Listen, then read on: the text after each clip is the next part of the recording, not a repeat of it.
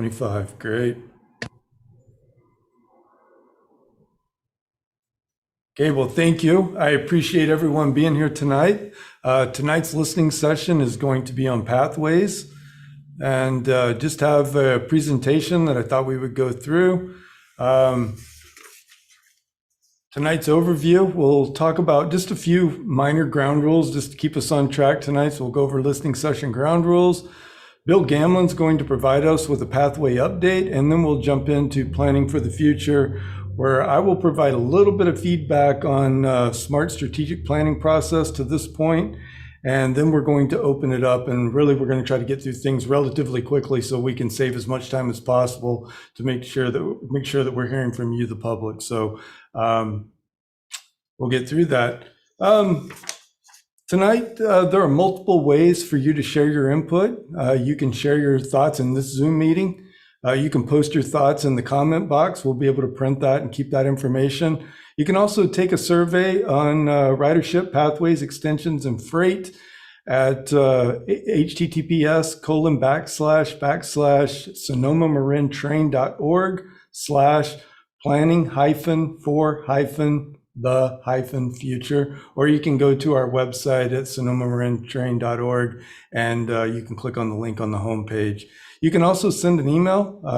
We created a special email address for each one of our listening sessions. So if you wanted to post on ridership, you could do that at ridershipinput at Sonoma-Marin Train, or for pathways, it'd be PathwaysInput at sonomamarintrain.org, so on and so forth. Just a few minor ground rules tonight. Stay focused on the question at hand. I think we have 5 questions tonight to kind of keep us focused on our topics. Be future focused tonight. What can SMART do to improve its performance moving forward?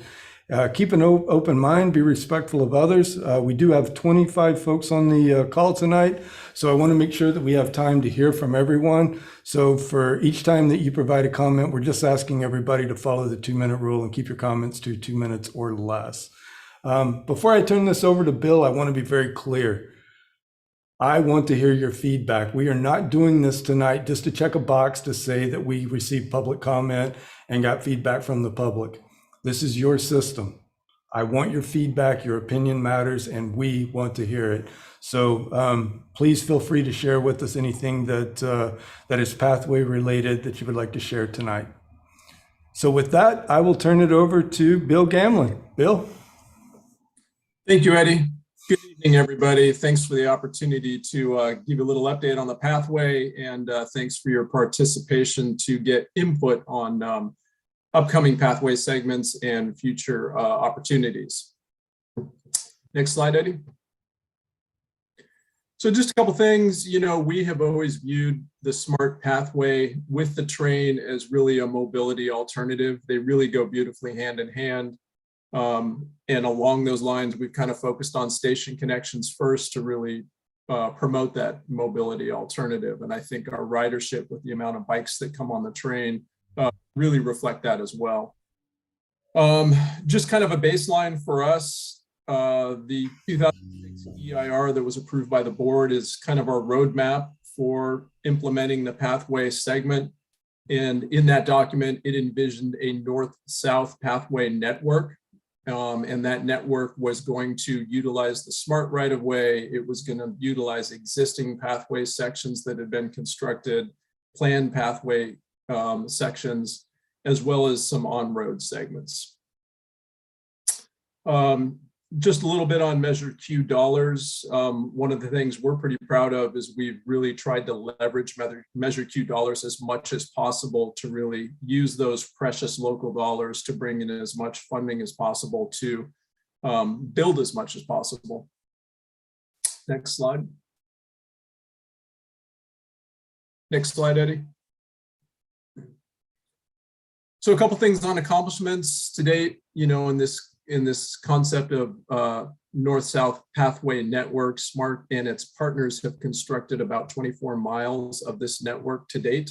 That's about $107 million investment made up of SMART money, grants, as well as money that partners have put together for their sections of pathway as well.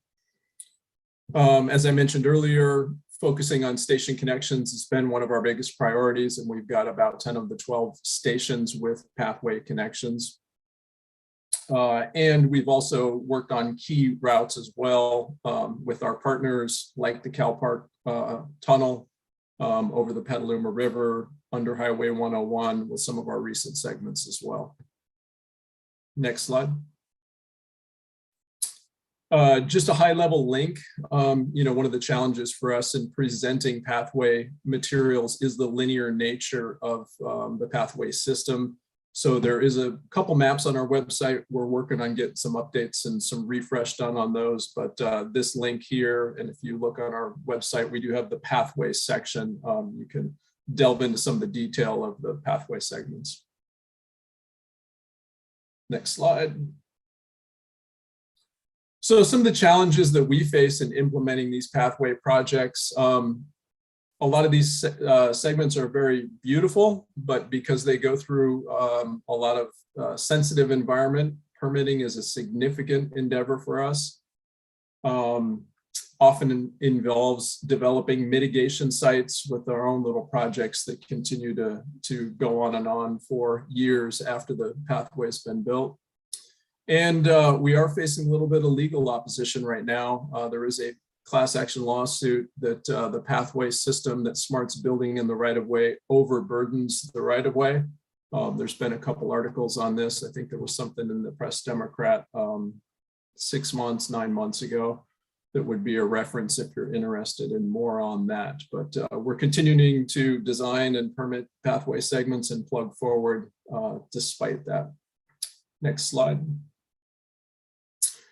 So some of the pathway segments we have that do have construction funding that are scheduled for construction, I'll run through them quickly. In San Rafael, we have the McGinnis Parkway to Smith Ranch Road. This makes a beautiful connection between our Civic Center station and the McGinnis facility there. It's about 0.8 miles in length. Right now, we're looking at construction probably starting in the fall of 2023. So we're wrapping up design and about to start our permitting effort on this. In Petaluma, Lakeville to Payran, very short segment, but makes a nice connection to the Payran to South Point piece that we've already constructed. We're hoping to build that this summer/fall 2022. Petaluma to Pengrove, this also picks up where we left off at South Point in Petaluma, goes all the way to Main Street in Pengrove, 2.9 miles, and we're looking at starting construction in 2023 on that. Another pretty good segment, Rohnert Park Golf Course Drive up to Bellevue in southern Santa Rosa, 2.8 miles. That's also looking to start construction in the 2023 timeframe. Another small connector in Santa Rosa, the Joe Rodota Trail to 3rd Street, and that's being done in conjunction with the city of Santa Rosa, who will be signalizing that crossing there. That's also planned for 2023. And then our Windsor extension, this is the passenger rail extension from Airport Boulevard to downtown Windsor. And with that, we are building a pathway network there. And that is currently on hold. We do have some funding constraints with the MTC Regional Measure 3 bridge toll funding that's being disputed in court, but we continue to look for other sources of funding to wrap up that project. Okay, next slide. And then we have 2 sections of pathways, the Marin sections, the Sonoma sections that are in design and being permitted, so they will be truly shovel ready. We're just getting going on that effort. We awarded a consultant contract for that, and they're starting field studies for this now. This is San Rafael, Smith Ranch to Main Gate at the Hamilton Station, Novato State Access Road up to the Bay Trail and Belmarin Keys, Novato, Hannah Ranch up to Novato Creek, and then Novato from Grant Avenue to Olive, and then from Olive up to Rush Creek Place. Next slide. And then in Sonoma, we have 6 more segments. Pengrove, we pick up where we leave off in Main Street, get up to East Railroad Avenue, make the connection to Sonoma Village up there. Santa Rosa, Joe Rodota III, I did talk about that already. Santa Rosa downtown to 6th Street, just a short connector piece. And then Guerneville Road up to West Steel Lane, West Steel up to San Miguel, and then San Miguel up to Airport. So these sections are also part of a design contract. We'll get the design done, the permitting, get them shovel ready, and then we'll pursue grant funding for the construction on them. Next slide. So really to kind of summarize with next steps, we will continue to complete segments as well as seeking construction funding at the same time. We're going to continue our successful partnership model, working, building out the North-South Greenway, working with the Great Redwood Trail Authority. And we will continue to integrate pathway segments as we do rail extensions like we're doing on the Airport to Windsor section. And next slide. Just a couple links here. We're linking to our partners, Sonoma County Bicycle Coalition. They have a couple great videos on getting bikes on smart, and then also how to use the smart bike lockers at the station should you choose to leave your bike at a station. And I think that's it for me, Eddie.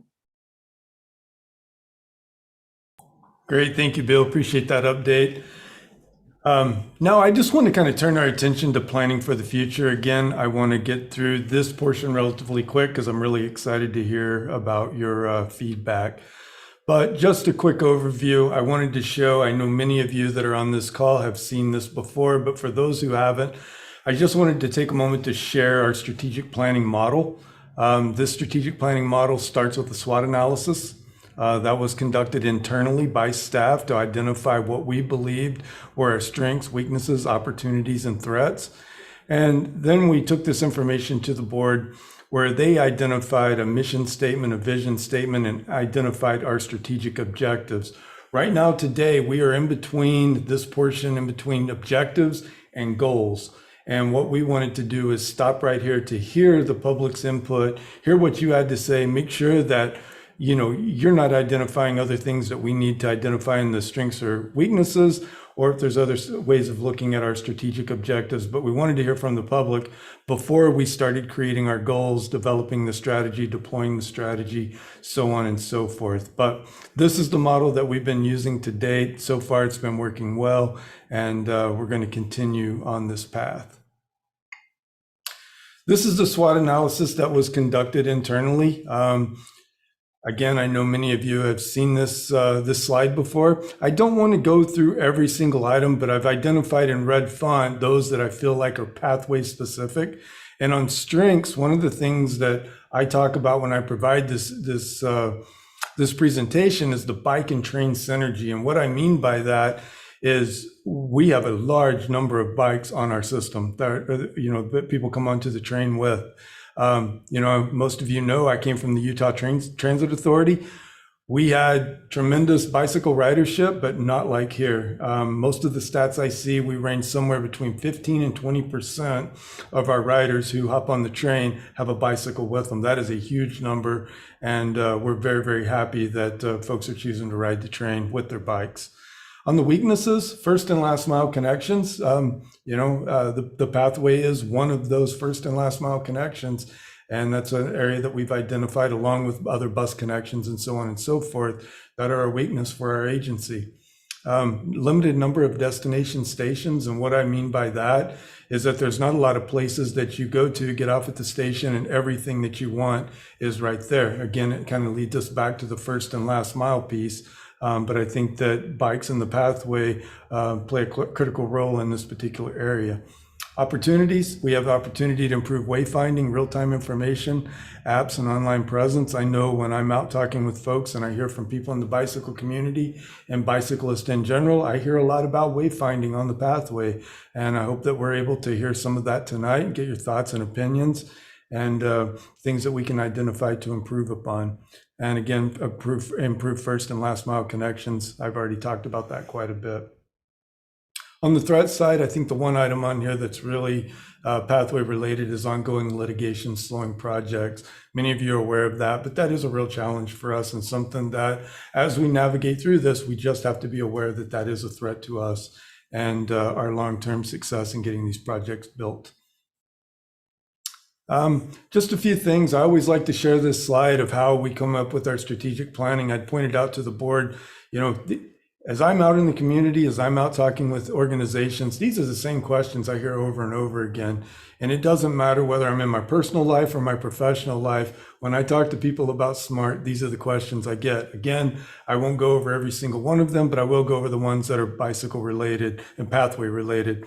And it's, what is the status of the pathway? I hear about it all the time. That question needs to be answered. I can tell you what the information we're going to get tonight not only is going to help us build the plan, but it's also going to help us to answer that question and in a very detailed way, keep everybody up to date with the progress that we're making. And then the next one is, does SMART have a plan to improve wayfinding at stations and on the pathway? Again, that is what we're doing right now, is creating that plan, and we want to hear your opinions and thoughts tonight. So all this information was taken, and the board created what we call the SMART house. If you look at the foundation, they identified our values: safety, integrity, stewardship, and continuous improvement. Our pillars are our strategic objectives: ridership, pathways, extensions, and freight. We're talking about pathways tonight. The ceiling of our house is mission statement: we connect communities. And what does that mean? SMART provides safe, reliable, and environmentally responsible transportation options. And then the vision statement that the board created is smarter transportation for a smarter future. And what that means is SMART envisions an innovative transportation system that provides integrated mobility solutions, promotes sustainable growth, and enhances quality of life. And so that's it. That's where that's kind of the path that we've been on to this point of going through our strategic planning process. And now it's time to hear from you. So I'm going to ask the first question, and then we'll open it up. I just ask you to use the raise hand feature, and you will call, Brian will call on you as hands are raised. So the first question is, what improvements do you think should be made to the existing pathways? Brian, do we have anybody that wants to speak? Yeah, first up, we have Warren Wells. Awesome. Hi, everybody. This is Warren Wells, Policy and Plan Director for the Marin County Bicycle Coalition. I just wanted to thank the GM and staff for hosting this meeting. Really appreciate the opportunity to talk about this stuff, and appreciate the direction that SMART's been taking recently. So that as said, just to answer this question quickly, there are a number of segments of SMART pathway that predate SMART. Sections of the North-South Greenway. I'm thinking about north of Roland Boulevard in Novato, in particular, that are pretty rough to ride on currently. And I realize these aren't actually SMART properties, but I would love to see SMART coordinate with the cities and towns that own that right of way to try to get some of the pavement quality improved there, which currently make for some really rough riding. That and also I think that something that comes up a lot for our members is lighting for some of the kind of the more out of the way segments of pathway where people riding at night, particularly people riding alone or women, may not feel as secure riding along the pathway. So those would be, for existing pathway, those would be the two big improvements: pavement quality and lighting. Thanks so much. Thank you, Warren. Next up, we have Teddy Herzog. Hey, everybody. Teddy Herzog in Petaluma. Really happy to see that you've got the Lakeville to Payran section being built. I think you said next year. That's important to us. In addition, I would love to see you go one more 1/10 of a mile to go from Payran a little bit further to Brewster's, which is a restaurant there. It's also a nice connection to the Lynch Creek Trail, and it shoots people right into downtown. I mean, if you've ever walked that area, sometimes I walk that actually often. I walk that what's now just a mostly abandoned railroad track area, and if you could extend that pedestrian path, that extra 1/10 of a mile to Brewster's, it would just be huge in terms of the usability and the invitation for everybody to jump on the smart trail. We've got 180 units of apartments being built right now that would utilize this 1/10 of a mile I'm talking about. There's another affordable housing unit project going in next door. Like I said, Brewster's is a pretty well-attended restaurant, and it shoots you right into downtown. And so that's it. I'm just tonight wanting to promote that extra 1/10 of a mile. If you could take a look at that, we would love to see that built as well. Thank you. Thanks, Teddy. Carolyn J. Hi, everyone. Thanks. This is Carolyn from Santa Rosa, and I have a few suggestions that are for improvements. The first being, I'd like to see distance signs at different significant crossroads. For example, when you're on College Avenue in Santa Rosa, I'd like to see a sign that points towards the downtown Santa Rosa Smart with a nice little icon of the train that says whatever the distance is. The same for the opposite direction when you're on the opposite side that points towards the Santa Rosa North Station. Another thing I'd like to see on the path itself is I just spent a week in Mill Valley, so I'm spoiled. And I'm a cyclist, so I'd like to see that bright yellow line down the middle of these paths. I'd like to see the icon of the bicycle when you're on the right side that shows you're going the right direction, opposite icon on the other side. I'd like to see a little walking area of dirt along the concrete part, because that's what people do there when they have their dogs. They don't want to get run over by the bikes or get in the way of the bikes. It's really nice. It's about maybe 2 feet wide, maybe 3. I'd also like to see some pathway signs inside the train that show the actual map of what pathways look like. I think it's really hard to use that little PDF that's on your website, although it's kind of neat. And then I'd like to see pathway separate menu option on the website, because you kind of have to hunt for it. It's a rider's guide. But if I'm a walker, am I really a rider? And, if I'm a cyclist, I'd like to just see a fresh option there that just says multi-use pathway, and then on that map that you have, and I don't know, maybe this is off your particular scope of this question, but I love those maps. I discovered some really cool bike lane and things, but there's no distances and lengths of these in miles. I mean, if you're a parent and you have young children, you kind of want to know, well, how far is that for today? And then there's a funny thing I did when I was at the Katati station. I saw a gal getting off with a bike a couple years ago. And I said, where are you going? She said, oh, there's a brand new path that goes to the Sonoma Mountain Center, or whatever it's called, Sonoma, whatever it was called, the old Roanoke Park, Hewlett Packard station. And you know what? It wasn't even on the Google Maps. I actually pointed it and did that, where you can submit that there's a trail. So I'd like to make sure all your paths are on Google Maps that are footpaths. And that's about all for that question. I hope I did it within 2 minutes. Thank you, Thank Carolyn. Marja Tar.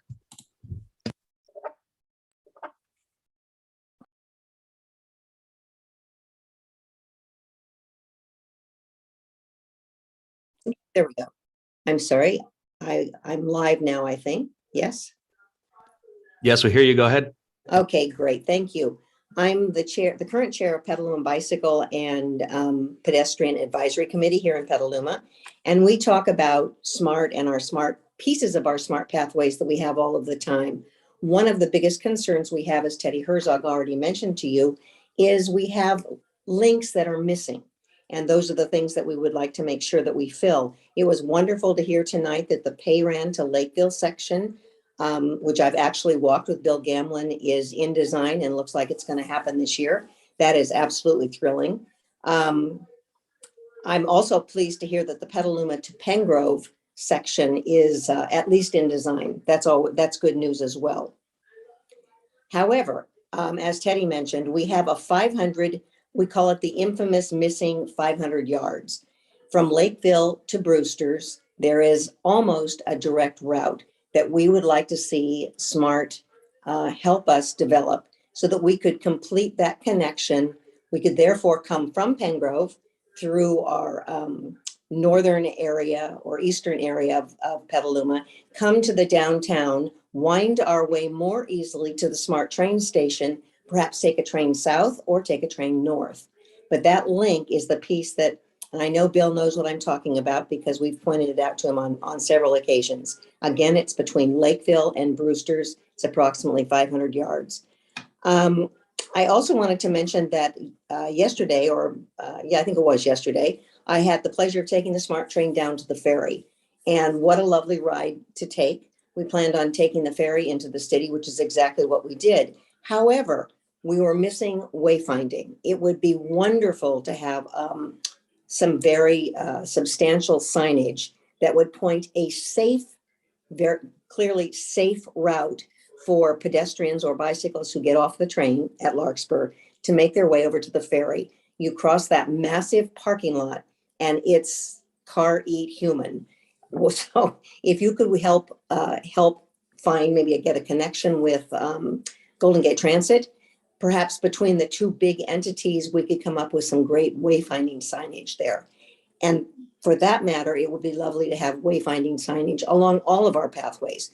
As you get to a certain point, it points to your left or to your right, letting you know what you can do if you happen to go left or right.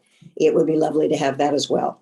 But again, our missing 500-yard piece is critical to solving our complete route through Petaluma. Thank you so much for your time. It's lovely to hear all these people talking about things that I care so much about. Thank you.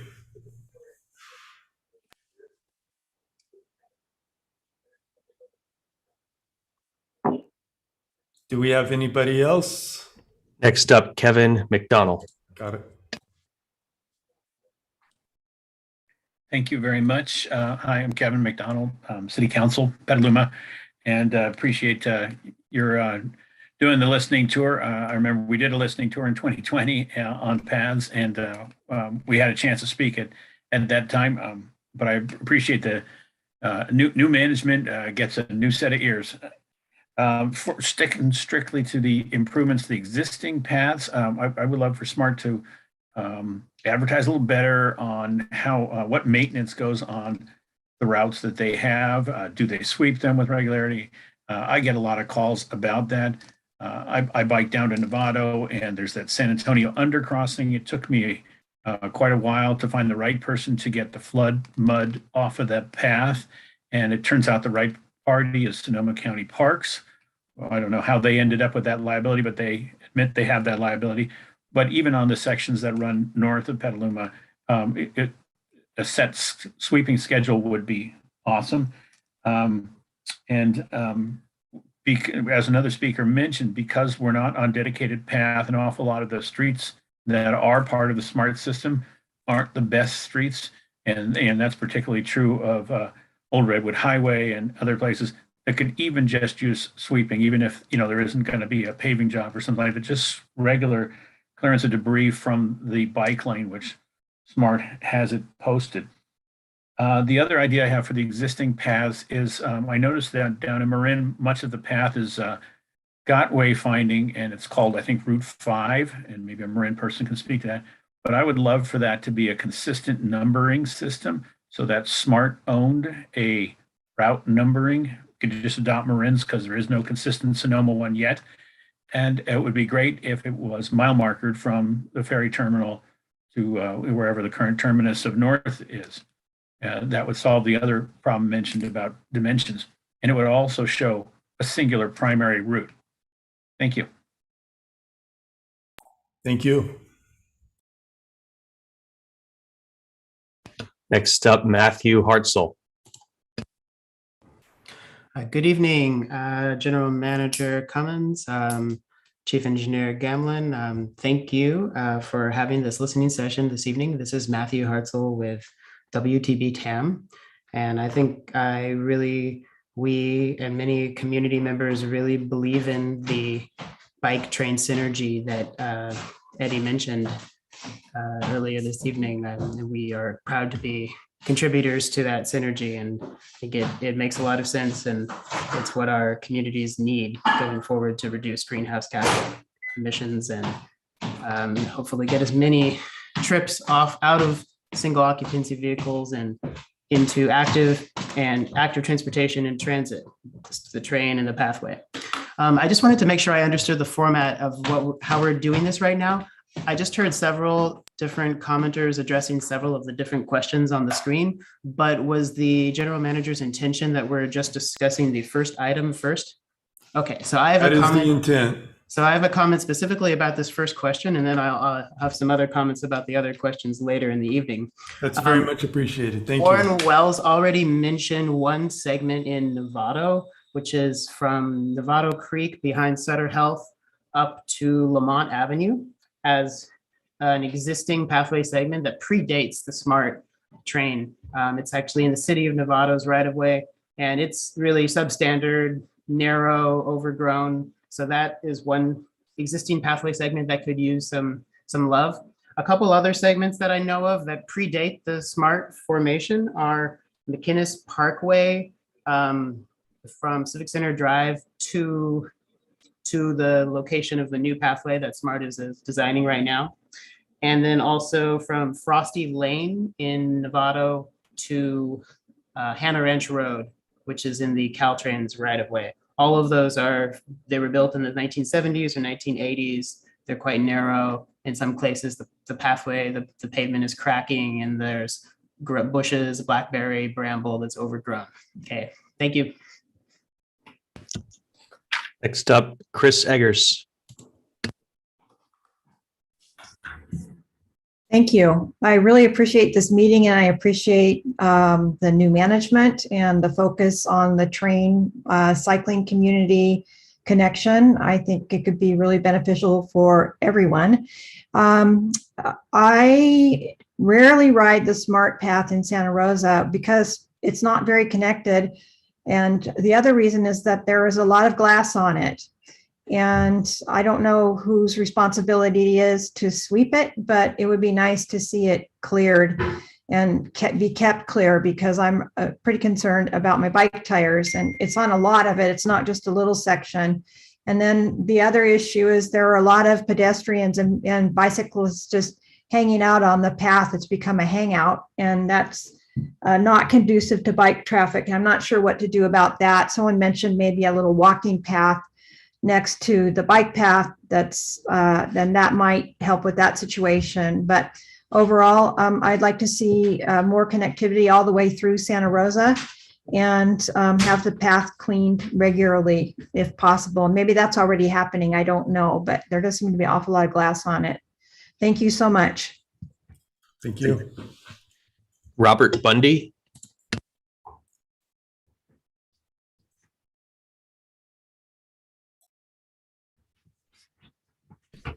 Okay, I found the unmute. Am I live?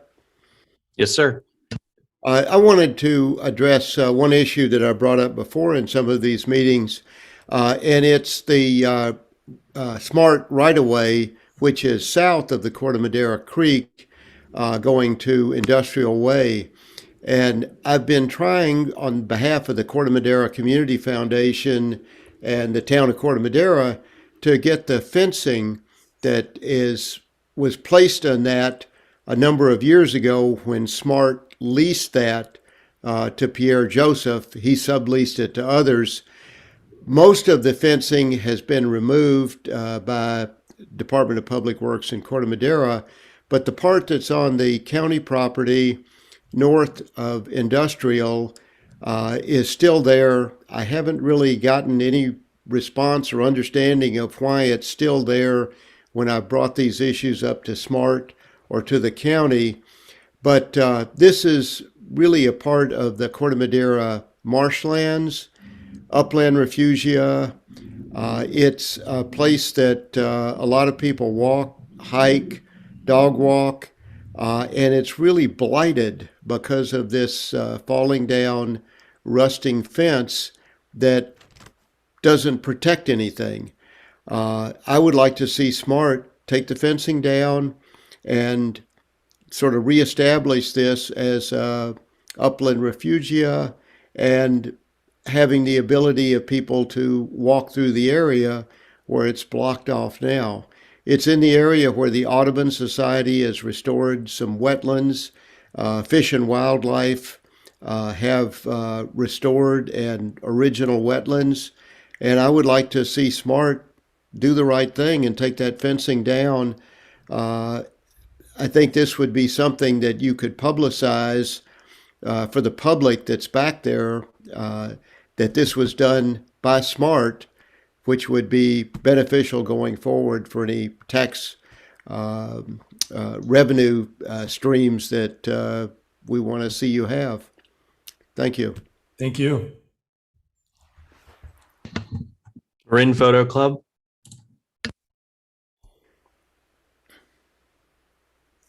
Yes, hi. Sorry about the name on there. This is Harvey Abernathy. Just sort of maybe a comment and a question about it. Back in November, I believe it was, I attended a bicycle and a pedestrian advisory committee meeting with the city of Novato. And it seemed like the city's engineers were really not even interested in interfacing with SMART on pathway connections. Some of the committee members had asked questions about some of the connections for SMART, and the engineer just kind of put it off and says, well, call SMART, they should know. And I thought that was a little sort of put off, that they didn't seem like they were really interfacing at all with SMART. So I was just wondering what kind of outreach exists within the various cities' planning and engineering departments to make sure that the city's commercial and residential developments are working in concert with connections to the trail system that SMART's working on. And by the way, I appreciate the effort that you guys are doing on doing the outreach here. Thank you. Thank you. Bill, is that something you Weaver. can answer very easily, quickly, about partnerships with other cities? Yeah, sure. So we've done a couple rounds of design of pathway segments, and we found the first round, we didn't do enough outreach and coordination with municipalities. The last two contracts we've put out, we actually went to great lengths to coordinate mostly street interfaces and crossings with all of our municipal partners to kind of get all those details figured out before we got a consultant on board. So I think we've made some good effort in that area. Okay. Thanks, Bill. And again, if we could stay focused on the question at hand, which is what improvements do you think should be made to the existing pathways? We're going to get through all these other questions too, and you can see those on the screen. But do we have any more comments associated with this first question, Brian? Yes, this time we've got about 6 people with their hand raised. Great. And next up is Eris Weaver. Thank you. Thank you. I'm Eris Weaver with the Sonoma County Bicycle Coalition. I'm one of those folks who does the bike train combo quite a bit. Last week, I attended the California Bike Summit for 3 days down in Oakland and decided I needed to get there without using a car, and used a combination of SMART, my bicycle, and BART to get all around between Sonoma County and Oakland. An improvement that I would like to see with the existing pathways where they interface with the streets. Some of the stations do have pathways that come right to them in a very nice, neat, and safe way. So, for example, Rona Park and Katati are both that way. But some of the busiest stations, I'm thinking of downtown Petaluma and downtown San Rafael, when you get out of the station to figure out how to get to the pathway, not just the wayfinding, but you're taking your life into your hands, trying to cross the street to go away from the stations, particularly bad in Petaluma. I've been almost mowed down crossing the street coming out of that station several times. So some improvements to make leaving the station, and crossing the street somehow safer would make it a lot easier for more people to do that. Thank you. Thank you, Eris. Jean Severinghaus. Yes, hi, good evening. Thanks for having this session. And I have to compliment SMART on the beautiful job of the the pathway next to the Civic Center station with all the oak trees. It's become a great destination for families with strollers and dog walkers. And it's clear there's a real latent demand for kind of more park area around that area. So anyway, that's great. I echo, we need wayfinding. We can talk about that when we get to that. Two segments that I don't see you're working on. One is the top of Puerto Suelo Hill down to the new pathway. I guess it's Los Ranchitos, it's called. That's really needs to happen. I'm a senior and it's pretty hair raising to get there on either of the street segments. So I would appreciate you moving that into up to the 30% design. And then the other piece is the piece that Robert Bundy spoke about. That's smart land south of the Corte Madera Creek.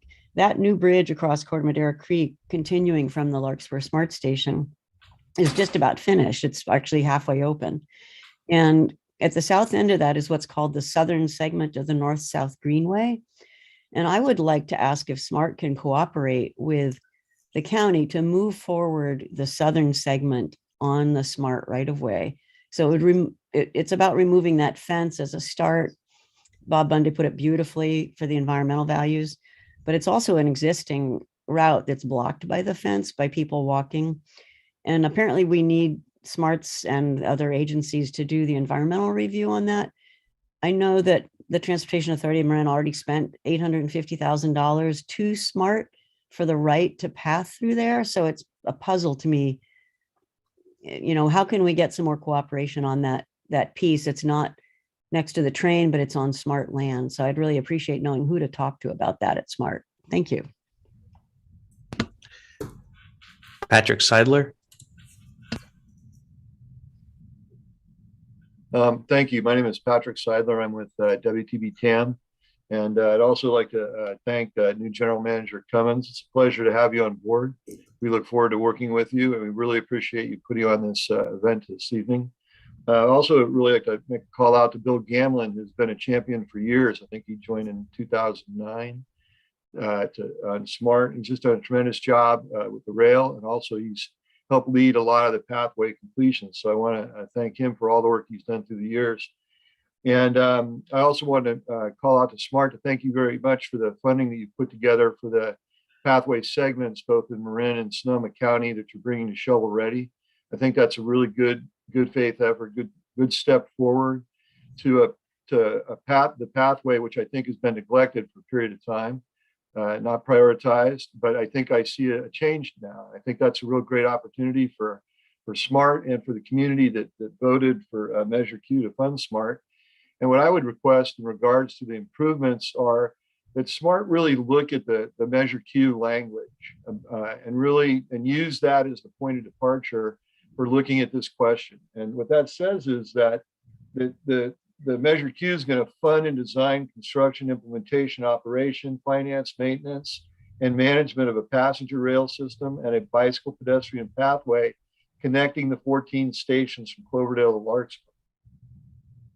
So what that means is that SMART's taking on the entire pathway, not just the segments that it's built or identified in strategic plans, but the pathway segments that others have mentioned that need improvements, particularly the one on Frosty Lane north to Hannah Ranch Road, the McGinnis Parkway segment, the north of Roland Boulevard segment that's already in place that goes to the downtown Nevada station.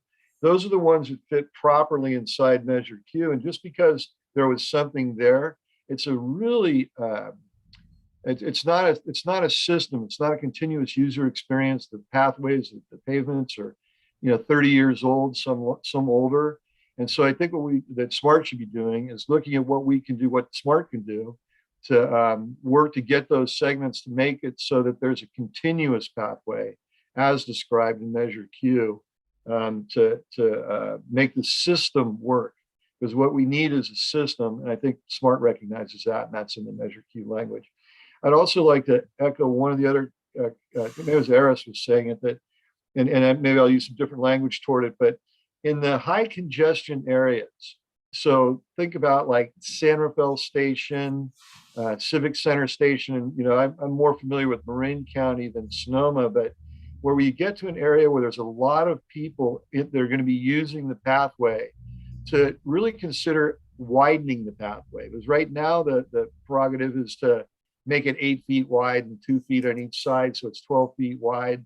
And that really is not, when you look around at modeling for what's going to work and really make this system as it was originally envisioned, is make it wide so you can have two-way bicycle traffic and separated pedestrian traffic in the high use areas. So it's nothing that needs to be done immediately, but more look at it, I think, wholly. And as we see the segments being connected, realize that there's going to be areas that we need to widen to provide accommodation for those cyclists. So thank you very much for the opportunity to answer the question. And General Manager Cumins and Bill, we look forward to working with you to get the whole system in place. Thank you. Thank you. Carolyn J. Hi again. Since no one else had commented on the Marin County trails, yes, I think the mayor of Petaluma is spot on. These need to be numbered. They need to have maps. You know, I mean, that's not the trail itself, but the trail itself needs to have a map. You can put a number up there, but even when you get to Marin, I'm going to tell you, I just spent a week there. You don't know where it goes. It just says Sausalito, but it doesn't tell you much. It doesn't tell you how far. So I think that's an excellent suggestion. I love what the previous commenter just said about widen that path. I mean, there's places in Santa Rosa, you know, I'll give you West 9th, which is where you can catch it when you go under the freeway.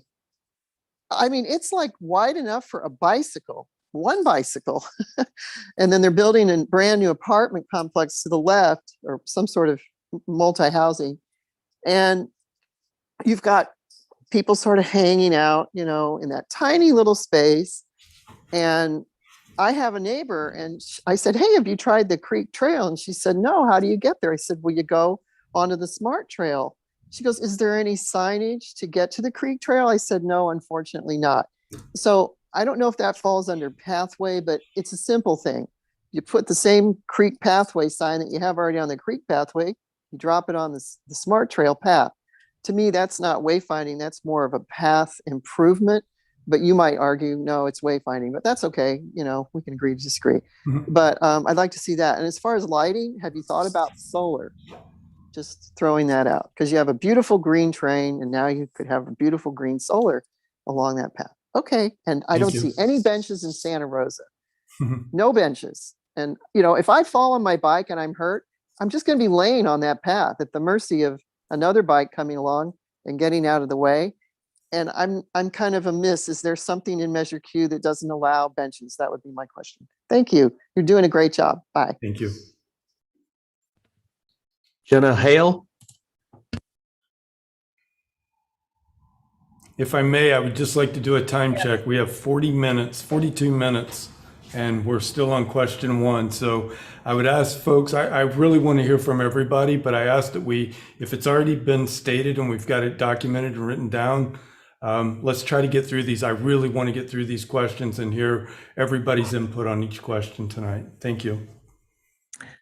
Okay, this is Jana Hale on Corte Madera, and I'll be really fast. I'm strongly supporting comments made by Bob Bundy, Gene Severinghaus, and Patrick Seidler about those ugly, blighted, obsolete, derelict fences on the smart right-of-way just north of Industrial Drive, which is within the limits of Larkspur. We've tried for years to get smart to just take a little bit of effort to get those fences out of there. Wouldn't take much effort or much expense, but they are blighting the use of that part of the dike along the Corte Madera Ecological Reserve, and I beg you to please give that some attention.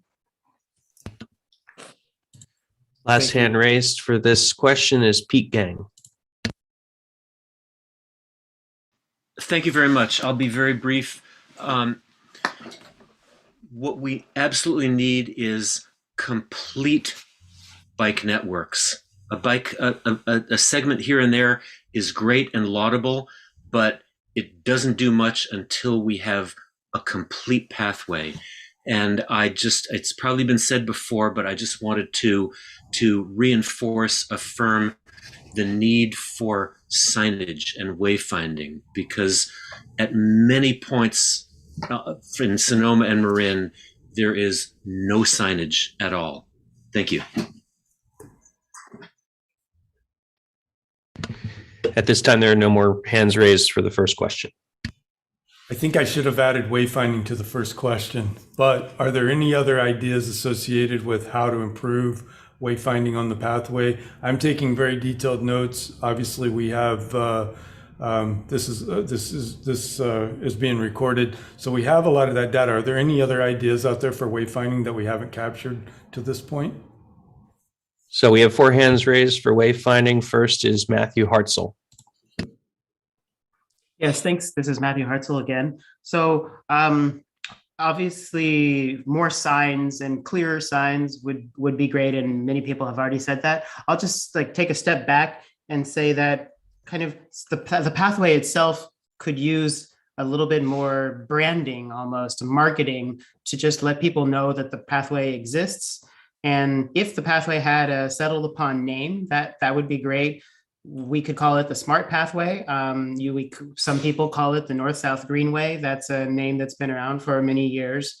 Admittedly, all the jurisdictions along this pathway, which are in multiple counties and multiple cities and unincorporated areas, none of them necessarily agree upon a standard brand. So we hope that, since it sounds like SMART is interested in taking this initiative, reaching out to the jurisdictions that share this pathway. We know that the County of Marin Parks Department has been spending a lot of time actually looking at wayfinding for this. So we'll support those efforts going forward. Thanks.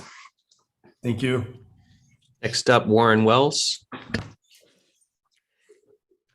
Yeah, I just want to kind of follow on what Matt was saying and also offer a suggestion for this. So, with State Senator McGuire's effort to create the Great Railroad Trail, which is a continuation of the rail right of way all the way up to Humboldt Bay and Arcata.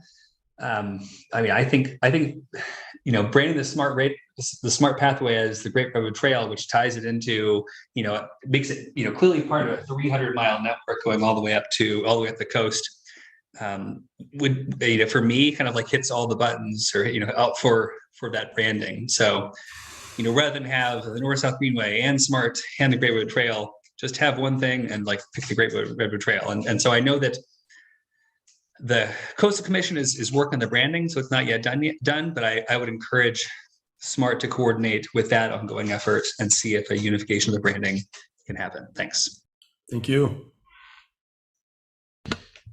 Carolyn J. Hi again. So I just wanted to say I am an avid cyclist and I love the fact that this trail exists. However, my smartphone is old, as many people's are, as I am getting older. And one thing that happens when I get on my bike and ride, my battery gets weak.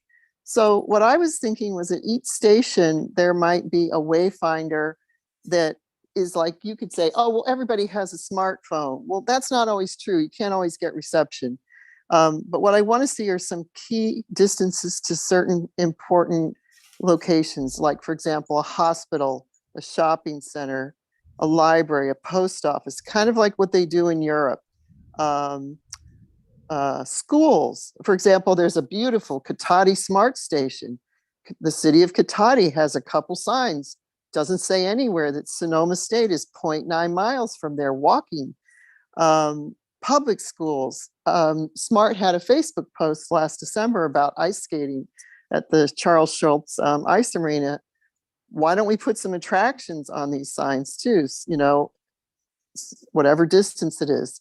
So that's one thing. Another thing that came to mind from listening to everybody, we have mile 1. Where does mile 1 start? Does it start down in Larkspur, go through that tunnel?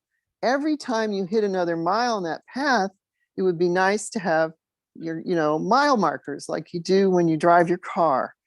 And then back to the Santa Rosa Creek Trail. It's a beautiful trail, but you can't find it from the SMART station. You have no clue. You have to be a local, and it's within a mile of the Santa Rosa downtown station, but it's convoluted on how to get there. You've got to go a little overland. through the couple streets. It's not hard, but even me living here 32 years, I get confused. Oh God, which street do I go? 6th, 7th, 8th. I actually asked the city of Santa Rosa urban person, can you put the street names on the smart trail? I mean, yeah, okay, West 9th, you do it 50 times, you might remember. Then it goes to 8, 7, 6, whatever. Why can't we have the street that we're crossing with a name right there on the trail for wayfinding? And another idea that I had was, when you're on the Cotati MUP, you're really close to a few businesses that are in that Sonoma Mountain Village. Why can't you have a couple of these businesses throw up, hey, Sally Tomatoes, 3/4 of a mile from here, or, such and such coffee shop, so that, it's becoming more about around the hospitality and tourist sort of, and food and drink sort of thing. Okay, that's it for me. Thank you. Thank you. Kevin McDonald. Thank you. Gee, I really feel for you guys' dilemma. I was all queued up to compliment Cotati as having the good set of wayfinding in, and already being in their second phase of wayfinding installations, and each of the cities is who determines what happens within their cities. And so does SMART leave the platform? Does SMART leave dedicated right away to, or do we all have a meeting and collaborate and decide?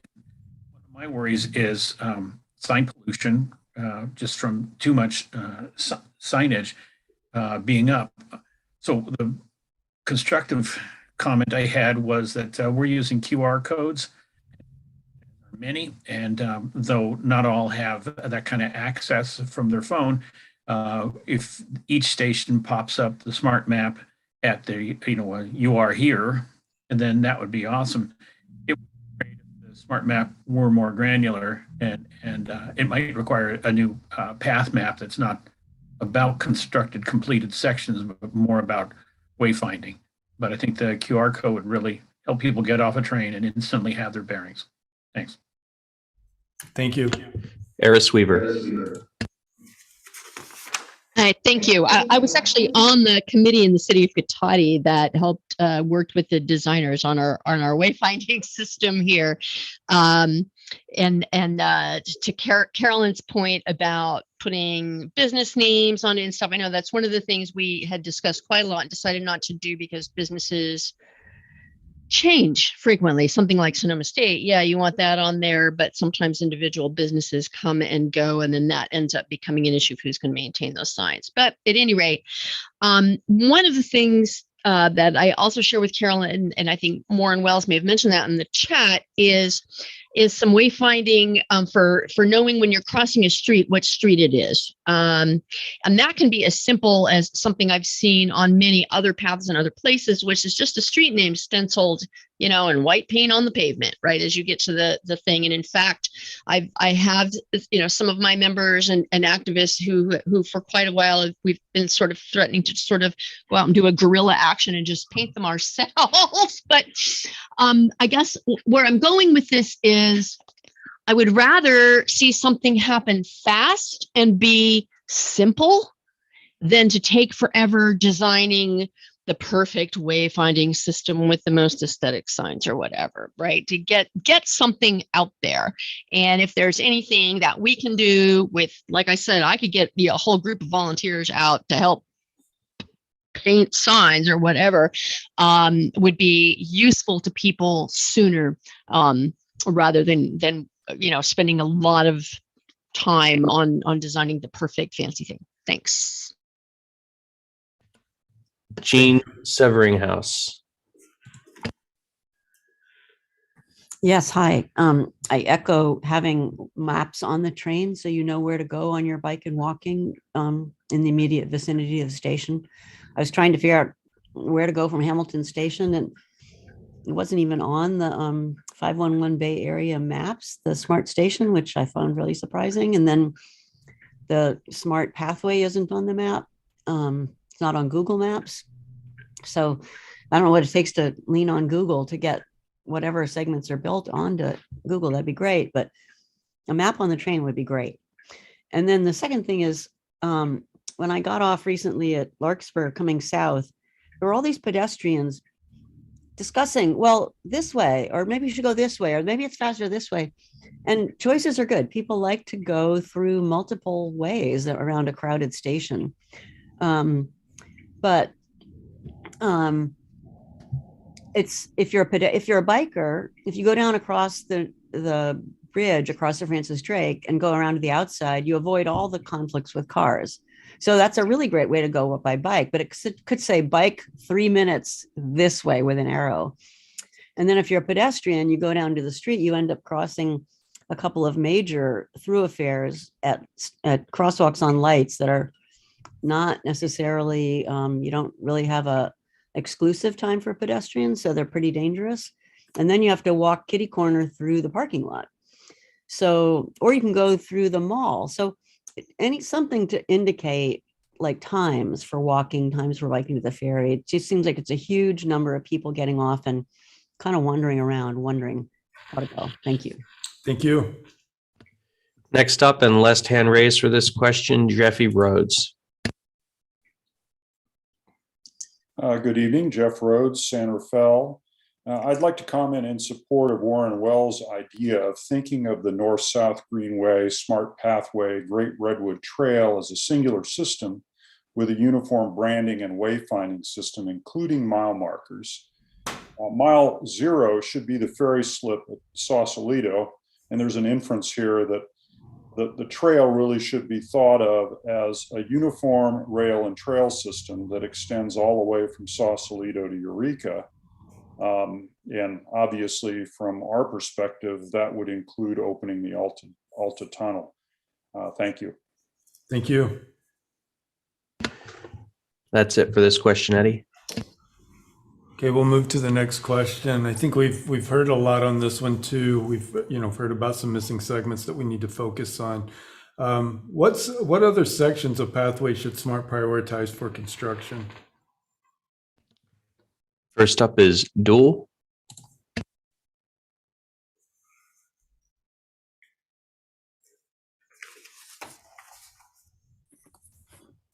Hi, this is Dominic Coulamard. I live in Sebastopol, and we've got a great Joe Rodota trail that goes Sebastopol to Santa Rosa, but there's next to nothing from Pathways perspective, from Sebastopol to Cotati Rohnert Park. If you look on any of the Google apps or the Bicycle Coalition of Sonoma County's map that pushed out, there's lots of roundabout ways, but there's no real direct ways. I don't know if that's within scope of the SMART funding system, but that connectivity seems like it'd be pretty relevant. So that's the question. Thank you. Thank you. Thank you. Dan Bell. Dan Bell. Good evening. I would say from the end of McGinnis Parkway all the way to the Novato Hamilton Station would be a wonderful pathway to focus on, and it's very picturesque in this area. But even having said that, would that section be subject to the class action lawsuit that is pending? It's a good question. I don't have all of those details right in front of me to know which sections are, subject to that. So I can't answer that question right now. Next up, Matthew Hartzell. Yes, hello again. So some earlier commenters have already mentioned a couple of the remaining pathway gaps. One is the gap from the top of Puerto Suelo Hill to North San Pedro Road. And we know that that SMART and the city of San Rafael have jointly commissioned a feasibility study, the final report of which actually just came out today. So thank you. We haven't even had a chance to look at that yet, but we look forward to the next steps on bringing that segment to reality. There's another segment in San Rafael that I'd like to mention. It's a very short segment. It's just 4 blocks long. It's from 2nd Street in downtown San Rafael to Mission Avenue. It's the 4 blocks parallel to the SMART Railway. And the pathway was originally planned to go on West Tamalpais Avenue through those 4 blocks of downtown San Rafael, but it was not in the 2014 SMART EIR, so it didn't get planned with the rest of the SMART segments. And we want to make sure that attention is placed to that, because it's one of the most dangerous locations along the entire smart pathway. It's one of the highest density, highest volume traffic activity. As you know, you're currently studying the signal timing there, but we really want to make sure that attention is placed on the pathway for that key downtown gap there. And then also echo some of the other comments that were made earlier about some of the segments, which are actually south of Smart's railroad operating right of way, but still on the old railroad right of way, some of which is owned by Smart, some of which is not. That would include the southern segment behind Trader Joe's, the Alto Tunnel, and all the pathway segments in Sausalito. Okay, thank you. Thank you. Warren Wells. Thanks so much. And really just kind of echoing some of the comments made by Matt Hartzell, especially with respect to downtown San Rafael. I know that's kind of an ongoing process with the San Rafael Transit Center, which the current proposal gets a separated bicycle pathway as far as 4th Street from 2nd Street, but then you still have the gap between 4th Street and Mission and the Lincoln Hill pathway, which, if anyone has ever done it, it makes a very tricky segment there with some sidewalk riding. And then, kind of largely speaking, in terms of prioritization, I would encourage Smart to look at segments of pathway because Smart's purpose is to create this north-south bikeway. Look at segments of pathway where the gap that currently exists requires a high stress detour. And so one in particular is the gap between Hannah Ranch Road at State Route 37 and Roland Boulevard. To complete, like if you're trying to, this is like maybe half a mile as the crow flies, but to complete this segment requires crossing the 101 twice, once at Nave and then again at Roland, both of which really, even I, 3,000 mile a year bicyclist, I don't like doing. I would avoid those on the plank. So trying to prioritize the segments that will really have a big bang for the buck, I would really encourage. Thank you so much. Thank you. Patrick Seidler. Thank you, Patrick Seidler from WTB TAM. I'd like to emphasize the segment that several segments, but the one from Corte Madera and Larkspur from Warnham Drive to the Corte Madera Creek overcrossing. That's known as the North-South Greenway Phase 2. Based on our studies, analysis, that completing that segment, even though it's not a Measure Q segment, would do the most to possibly relieve auto congestion in the area. And if everybody knows in Marin County that's the thing that starts the traffic in Marin County, the backup. And what we have is we've got the ferry terminal and is actually talking about building a $75 million garage down there to house more cars. But if we complete that pathway segment, it would allow people to ride their bicycles or walk to the ferry terminal in Larkspur rather than drive their cars. They wouldn't need to build a $75 million garage. And it would take cars off the road rather than putting more on, like a $75 million garage. And 40% of the traffic that goes to the ferry terminal comes from the Ross Valley. So this is really a hidden gem. And what I see is an opportunity for Smart to be working with the Transportation Authority of Marin and the county to really get some people to use multimodal transportation and get to the ferry terminal, get to the Larkspur Smart Station. So that would be I think the pinnacle opportunity. The San Rafael connection, which was mentioned, I think if you look at your 2014 strategic plan, you'll see you set out, that's the only strategic plan you've set out criteria to evaluate pathway segments. I think if you look at those, it could be fairly stated that section from the top of Portozuelo Hill to North San Pedro Road would rate the highest under the criteria in your 2014 strategic plan. The 2nd Street to Mission segment has been mentioned. What I would emphasize there is the 4th to Mission segment. When we were talking with Smart back when it was founded in 2003 and through the time that it was successfully passed in 2008, that SMART was willing to give us some right of way in that segment. And it's 15 feet from the center line of the track. And there is a box that's built there that would have to go around, but that would really help to get that segment from 4th Street up to Mission. And then the other one that Warren Wells mentioned, I would just highlight, in addition to all the segments that SMART's currently advancing to shovel ready, but Hannah Ranch Road to Highway 37, that connects San Rafael to Nevada. And strategically, if you had to pick out the ones that really make it, I think that those 4 segments are real key to getting a completed system, and I would prioritize those 4. Thank you. Thank you. Kevin McDonald.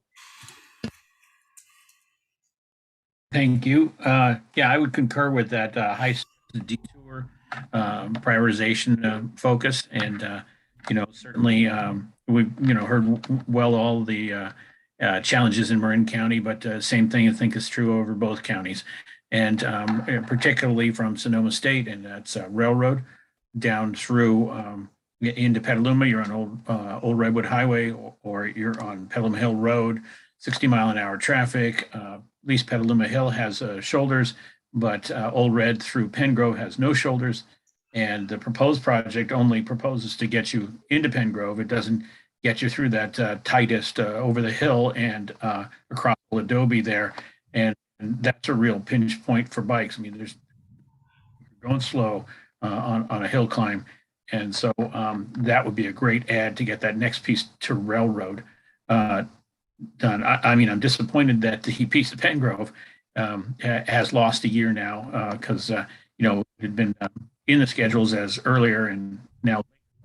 But that's a pretty hard pinch point there and would be a great one to get. And the other ones is the piece that I believe caller Teddy Herzog mentioned at the beginning of the hour, where SMART is proposing this year to get down from Payran to Lakeville, which is a 3/10 of a mile, but it's 500 feet. When he says tenth of a mile, that's 500 feet of SMART-owned property that would link through. And by doing that, it gets you off Lakeville Highway. Well, anytime you say you're putting the bike path on a route that has highway in the name of it, that's pretty much a high stress location for a cyclist. So getting that 500, which hopefully can be done as a change order and doesn't need to be reworked through all the prioritizations, that would be great to get done. And I would recommend sticking to the Measure Q prioritizations, and when that's finished, moving out into all the rest of the important work that we need. Thanks. Thank you. Vincent Hoagland.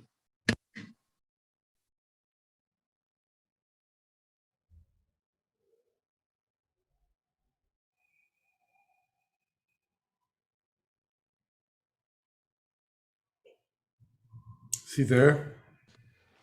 Vincent, you are muted. Unmute, sorry.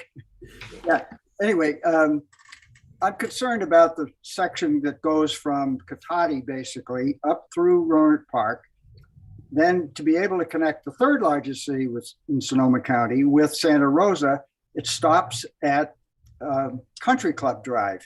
So my concern is being able to get people to not have to use Petaluma Hill Road or Santa Rosa Avenue to get from Rohnert Park into Santa Rosa. So being able to get it all the way up to where SMART ends at Bellevue, I think is a very, very important area. Thanks. Thank you. Next up and last hand raised for this question is Adrian Brandt. Yes, thank you. I wasn't sure what question to put this comment under, so I'm just going to go now, but I'm just concerned of the Jennings Avenue pedestrian bike crossing that was closed when SMART was just being built around 2015.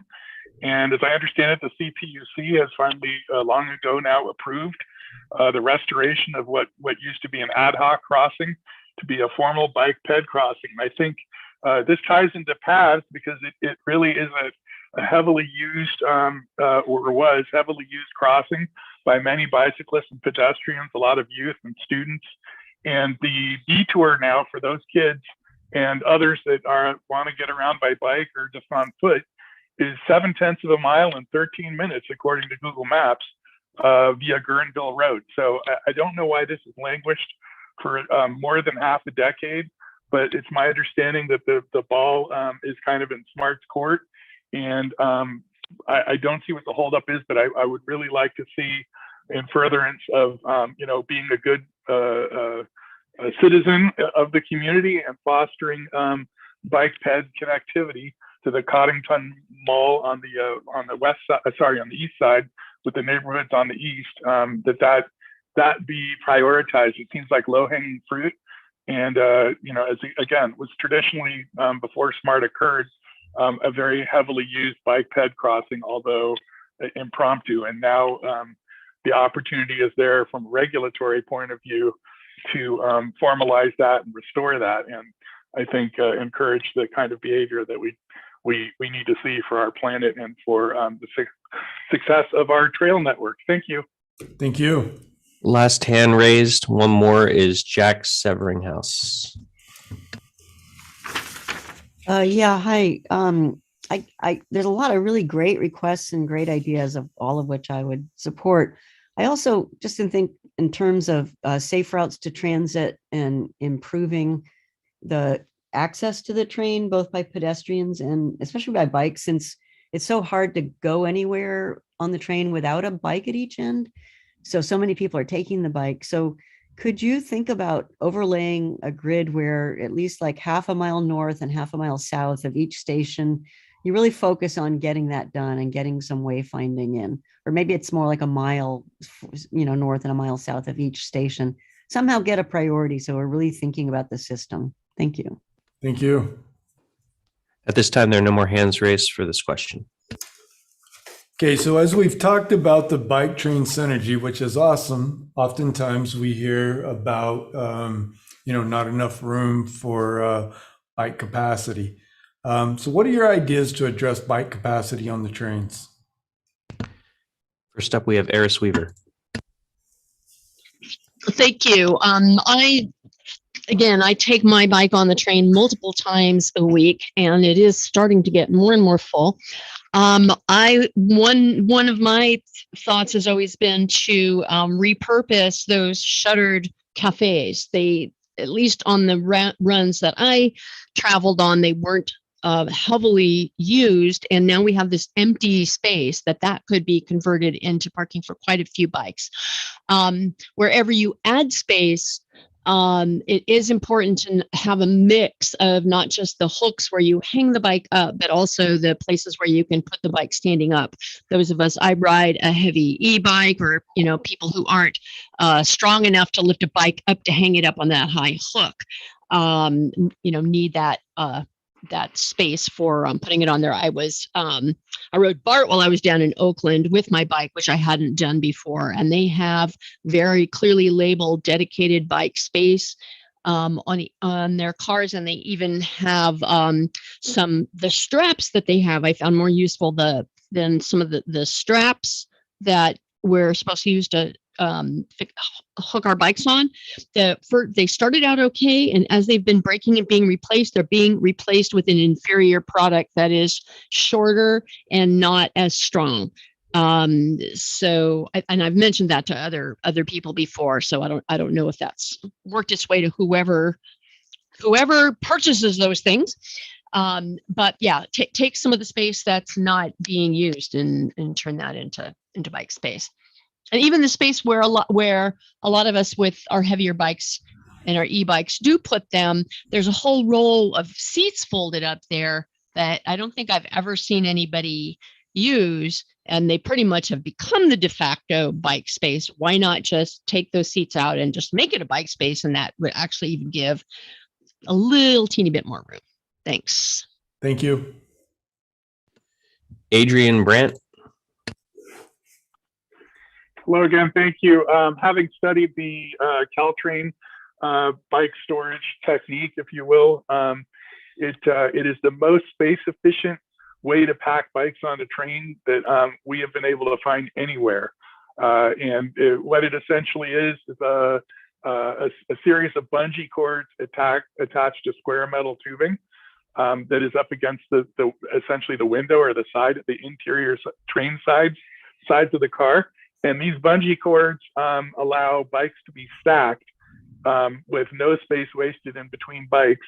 And, their advantage is that people with heavy bikes or panniers or strange geometries, maybe mountain bikes or slim racing bikes, the bikes just stack one on top of the other without having to lift them. The only time you have to lift your bike is to get it on the train, unfortunately, because we don't yet have level boarding. But that approach, really would be, you cannot beat it. We've done a lot of study into other methods using hooks and whatnot, and they all waste space. So you really want to maximize the number of bikes fit into a certain area. The only downside to stacking, of course, is that you have to and take care. The riders need to cooperate such that the bikes are not stacked in the order. They need to be stacked in the order so that the first one off is on the top. Because if you have a bike, say, heading for Larkspur, and that bike is on top of a bunch of bikes that need to get off, say, in Petaluma, then it creates problems, shuffling problems. But the bicyclists on Caltrain have cooperated and understood the system, and they've adapted to it very well. So it actually works. So just to encourage you to take a look at what I would consider a best practice of using padded bungee cords to hold stacked bikes resting on their tires. Thanks. Yeah, great input. Thank you. Carolyn J. Hi. So I'm a cyclist, and I get on the train and I get off at different locations, and sometimes I can't remember which cars have the bike rack. What if you put a bike icon on the cars that have the bike racks? And maybe I'm so short-term memory loss, they all have it, and I just think they don't all have it. Another idea would be to maybe put some bike icons, and then some people are saying people get off at different times, maybe have a car that's getting off in Marin County versus Sonoma County. I don't know, maybe that's getting too complex, but and I haven't ridden it a lot when I've seen a lot of cyclists, so maybe I think it was Eris would be able to comment on that better. And then I don't really like hanging my bike up. It's really hard for me because I'm not as strong, maybe, even though I have a light bike, and the train's kind of moving. So I don't know, there must be maybe some other ideas, maybe, I don't know, like the old fashioned bike racks, you just put your wheel through a rack, The Bike Coalition had a really cool event at Sebastopol Community Market where they had this bar, and you just put your handlebars above the bar, and the bikes just were all suspended on this bar. It was super cool. Anyway, okay, that's Thank it. you. Thank you. Steve Brittleball. Yes, I'm not a cyclist myself anymore, but I would like to see the third cars that we need to acquire as we grow be tailored to have bikes primarily. The spaces on the existing cars just aren't adequate. Thanks. Thank you. Kevin McDonald. And thanks for grabbing this issue. I know I have friends who don't ride the bus with their bike because they're never sure whether there will be a space or not. And I'm glad that the smart system doesn't have that constraint that you can, it's crowded and you might not rack your bike, but you can always get on with a bike. So I'm glad you're tracking that. I would also support the idea of losing the cafe set up. It was cool, but the bike population, especially as we gain, and I don't think we're at much of a ridership level yet in terms of recovery, half or whatever we're at, it's going to get crowded again. And I do like having both kinds of racks. The overheads work great, and the stacked into the handicap chairs area works great. Just I worry that is that the only handicap areas where we're now one user group is pushing another, and a legally protected one at that. Right. Yeah. Thanks. Thank you. Patrick Seidler.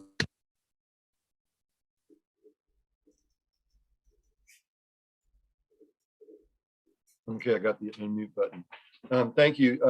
My suggestion is to, and this is in addition to what the folks have said, is to look at the opportunity for bike share at the stations. And I know that there's something coming down about that. It's been worked on with the Transportation Authority of Marin, but I would actually suggest to look to expand it into like a public-private partnership with some bike sharing. And I'll use a specific example, then you can just extrapolate it, you know, what other places where it might be opportunity. But, you know, the Northgate Center is being currently replanned. And my suggestion would be on the Northgate side of the Civic Center train station that you have some bikes, let's call them blue. They're all blue bikes. And those blue bikes are there for people that are going up to the shopping center, or now it's going to be, they're going to put in some housing up there. And people could ride back and forth, and those bikes are they're dedicated for that journey between the Civic Center station and Northgate. And that could, you know, the funding, I would think that the people from Northgate would be interested in doing that, because it's a short way to get people that are going to work there. It's a way for people to get to the center. It's a way for people to get to their homes. On the other side of the tracks, you could have a bike sharing system that goes up to the Civic Center and get people up to the Civic Center. I'm guessing that the county might be interested in that. Maybe those bikes are pink or something like that. Mm-hmm. And then there's Autodesk that's right there. So maybe there's some bikes from Autodesk, and Autodesk is financing those things. So I think that there's examples of that you could look at best practices to find out where they'd go, and then maybe try a few as pilot programs and see how they work. But it's another way to combine that the train and bicycle transportation. And of course, you know, everybody who's been in the Netherlands has seen that happen. And so just a suggestion to use the best practice. Great, thank you. At this time, there are no more hands raised for this question. Are there any, the last one's kind of the free for all, if there's anything that we did not cover, or if there was something that somebody needed to add, but what other thoughts and ideas do you have about the pathway? Kevin McDonald. Wow. First up, hey. So SMART owns the trestle in the downtown Petaluma area on the Turning Basin, and the Petaluma Pedestrian Bicycle Advocacy Committee or Advisory Committee has declared that should be SMART's path through town. A vote, and I'm not sure it's been relayed to SMART, but the intention of that is that you know, the trestle's falling down badly. It's pretty much a liability for SMART, and I can see where it's not top priority for SMART and its train routing, but it is part of the pathway effort. And by making it a part of the SMART map, even as a future consideration, it opens it up for active transportation granting, collaboration with other agencies and things. And you know, I wouldn't expect that SMART would be lead on this, but SMART to engage in getting the trestle shape again and probably into local hands would really go quite a ways towards, again, you know, all of our climate framework, climate crisis effort just focused on active transportation. And here's this gem of an opportunity that is derelict, and it is it connects to D Street. D Street connects to the Petaluma station. So yeah, it's a great piece. I hope that SMART can get that on the top of their not path agenda, other capital works agenda. Thanks. Thank you. Dan Bell. Yeah, on the SMART website, on the home page, as you scroll all the way to the bottom, you'll get to the SMART Pathway Progress Map. And I've clicked that on used that a couple of times, but it's dated October 2020. And a lot of sections are out of date.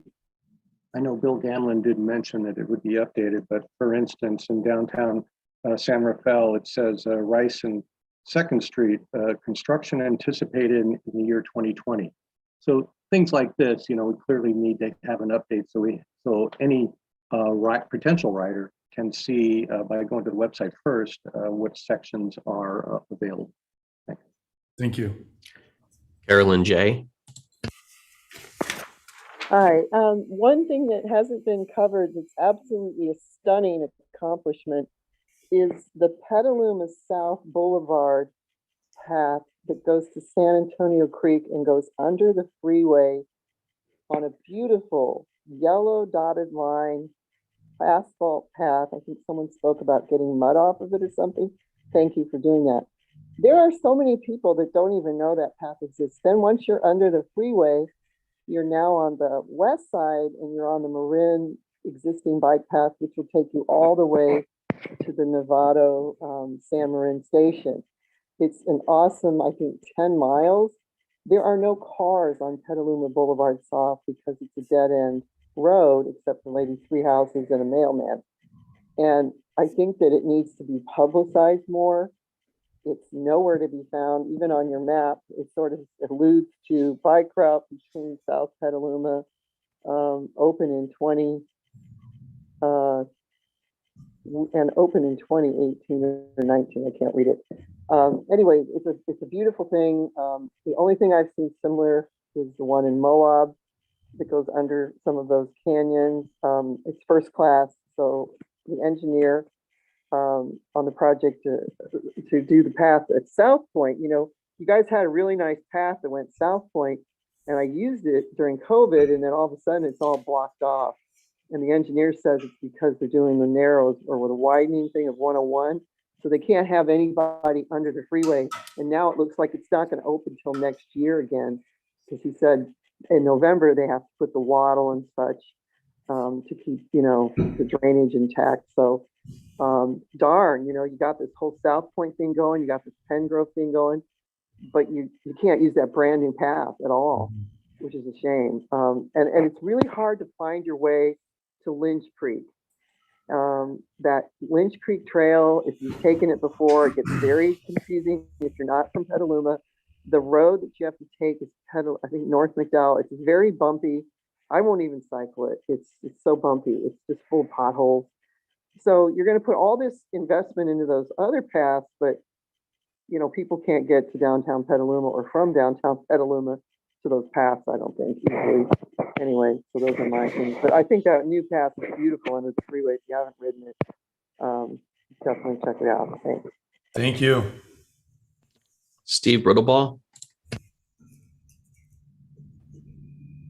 Yes, I think frequent places along the pathway for people to stop and sit and have a cup of coffee would really add to its usefulness for many people, particularly pedestrians.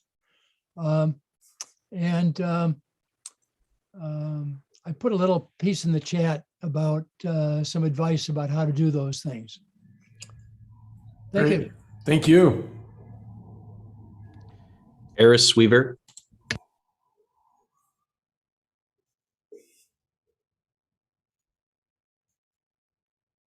Is Eris there?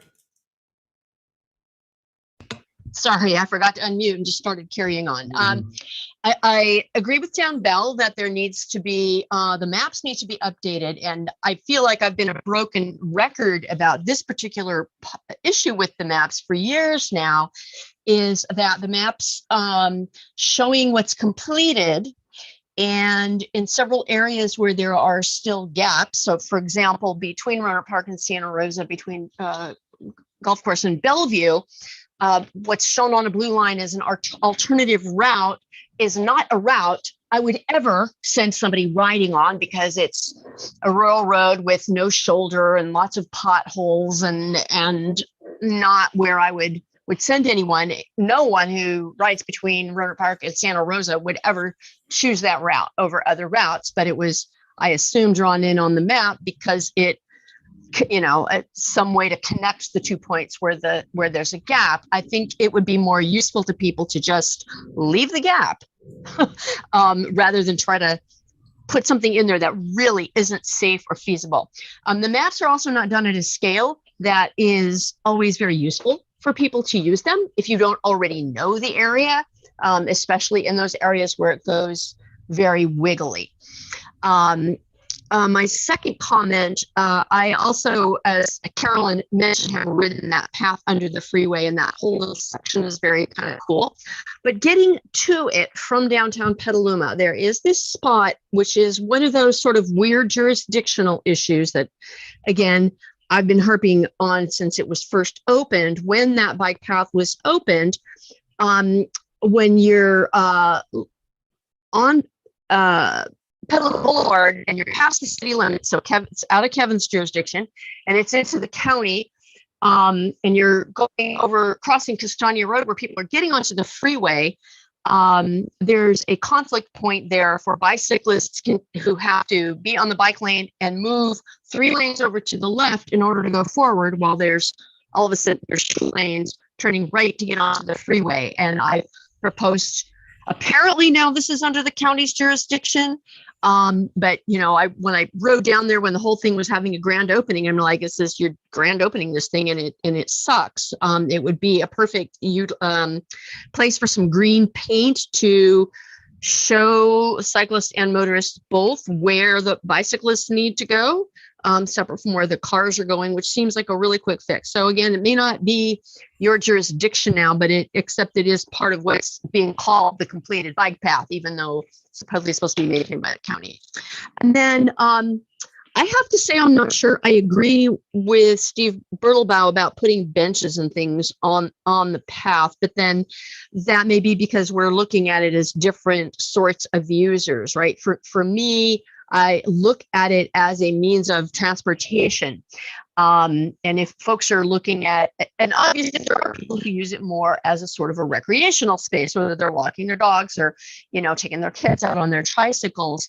My concern about doing something like that is that would impair, and right now there's not as much through cycling on the path as I think there will be when the gaps are filled. For example, I don't ride it on my way to work between Cotati and Santa Rosa because it doesn't get me there all in one straight line. Now I take Petaluma Hill Road or Santa Rosa Avenue.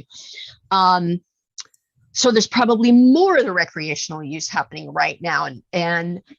But once that gap is completed, I'm on it. I think there's going to be much higher bicycle use than there already is. And putting benches, unless there's enough off to the side in the dirt and the grass in some places, putting it on the paved area is going to create the kind of conflict between pedestrians and bicyclists that we're always trying to avoid between bicyclists and cars. Got it. Thank you. Appreciate it, Eris. Jeffrey Rhodes. Okay, I'd like to share some forward planning aspirational objectives, recognizing, of course, that it will take quite a bit of time and resources to implement some of these ideas.